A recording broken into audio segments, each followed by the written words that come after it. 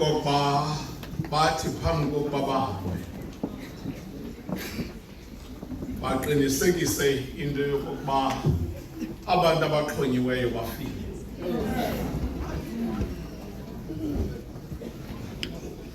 Babedla ke ngokuthabatha ihamile.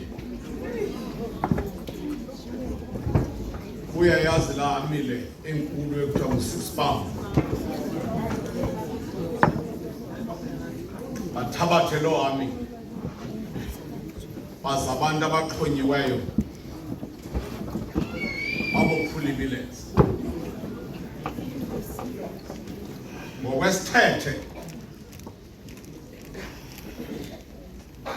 abantu abangabaqhubi bayithabatha ihamile okokuba bayokuphula imilenze kaYesu ngokwesithethe.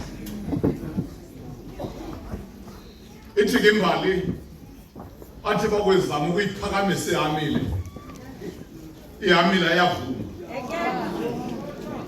ukophula imilenze kaYesu.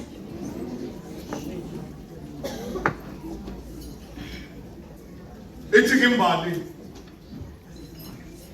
phansi komnqamlezo ukhona umuntu owayeligwemu. Amen. Wawuthabatha umkhonto weza kuYesu wathi akumpinza uYesu ngawo esuswini, kwatsiba igazi, kwatsiba amanzi, athi amehlo egwemu ajika abuya abona, athi akubona amehlo straight wabhala inene inene inene lo kwinyana kaThixo uYesu ovunywa ngamagwebu, uYesu ojika amehlo amagwebu, nanamhlanje usanqwele okoba nawe ungemkile Pasika ungahlangananga naye.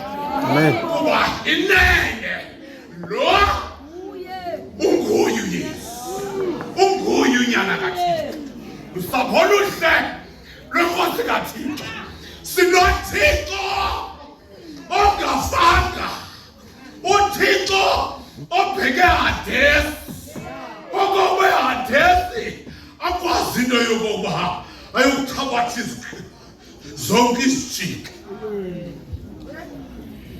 Sizamngcwaba nje.